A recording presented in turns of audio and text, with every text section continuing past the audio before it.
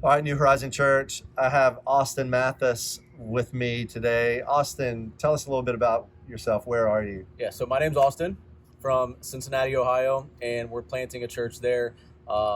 We've been there for about a year now. It's started meeting in October of 21, and we actually just launched in September of 22, so brand new. That's awesome, man. Why don't you tell the people in Pittsburgh what you love about Cincinnati and why you think it's a better city? Oh yeah, so Cincinnati's definitely a better city. I think Cincinnati is the greatest river city in the nation. Uh, but Cincinnati's home to me. So I was born and raised in Cincinnati.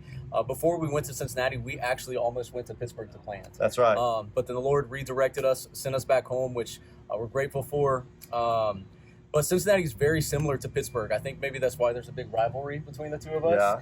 Because the cities are so similar, traditionally and generationally Catholic, and pretty provincial. If you're from one part of the city, you're kind of take a little bit of pride in being from that part, and so it's got its own unique identity, just like every city. And being from there and being able to plant there now too, really kind of gives us some just relationship equity and capital that we can bring into as our plant right away. That's awesome. Yeah. So you're a year old as a church. Well, like.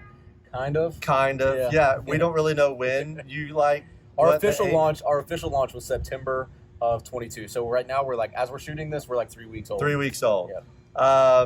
You're a unique church plant in that you started a business that your church operates out of, a business that's available to the community. You're 3 weeks old. Yeah. So there's a lot of challenges, but what would you say is like the biggest challenge you're facing right now? So biggest challenge right now in reaching people, I would say, is indifference. So we don't face a lot of hostility towards the gospel and towards the church. We face indifference, which presents its own challenge because generally if people are hostile to the church and they're hostile to the gospel, at least they have an opinion. So they care somewhat, even if it's negatively. But when it comes to indifference, you first have to kind of talk to them about why they should care at all and then address that.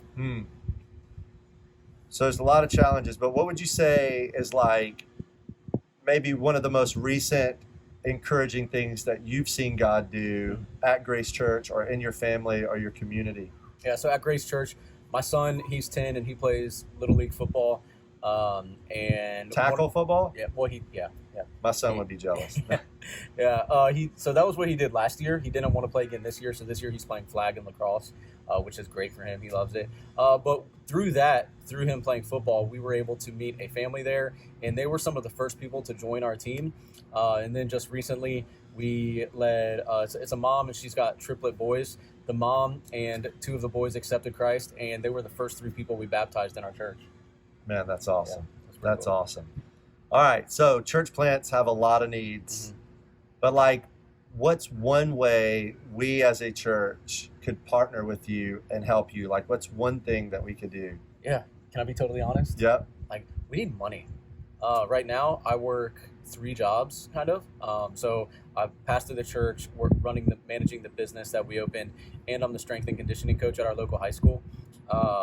If we get more funds, then I'm going to be able to bring somebody on to take over some of the stuff, specifically managing the business side of it, as well as some administrative stuff in the church. And so that's going to free me up to pastor more, to have more appointments in the community, to be able to talk to people and do ministry.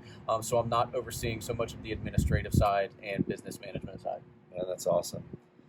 New Horizon Church, I feel like as your pastor, partnering with Cincinnati is a huge win for us. It's an easy thing for us. We're similar cities. They're so close.